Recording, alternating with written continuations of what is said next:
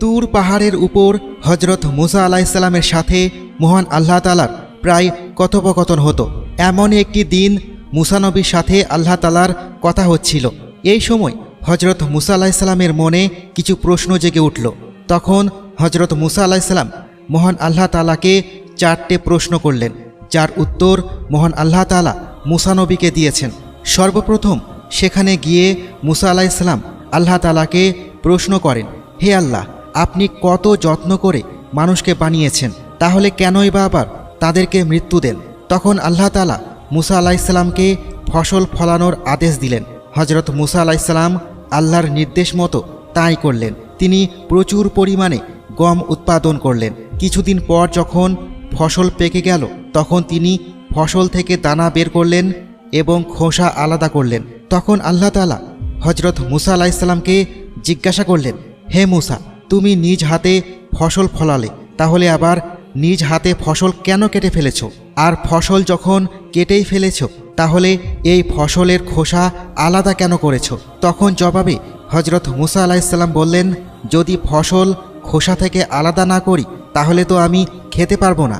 আল্লাহ তাআলা জিজ্ঞেস করলেন, তুমি এই পদ্ধতি কোথায় শিখেছ?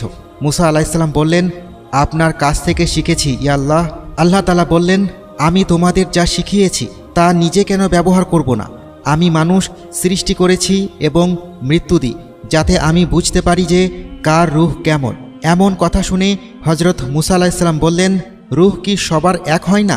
মহান আল্লাহ তাআলা বললেন, পৃথিবীতে 2 ধরনের রূহ হয়, কারো রূহ পবিত্র, আবার কেউ বা নিজ রূহকে কুলসিত করে ফেলেছে।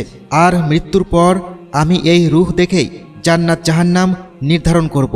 তুমি যেমন গম থেকে খোসা আলাদা করো, আমি তেমনি অপবিত্র থেকে পবিত্র রূহ আলাদা করে ফেলি।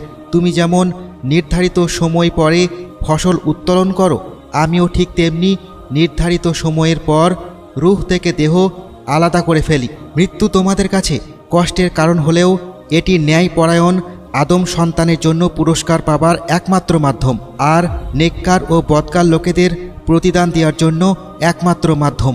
এরপর হজরত মুসা আলাইহিসসালাম আল্লাহ তাআলাকে আরও একটি গুরুত্বপূর্ণ প্রশ্ন করেন, আর তা হলো, হে আল্লাহ, এই পৃথিবীতে আপনি কাকে সবচেয়ে বেশি পছন্দ করেন?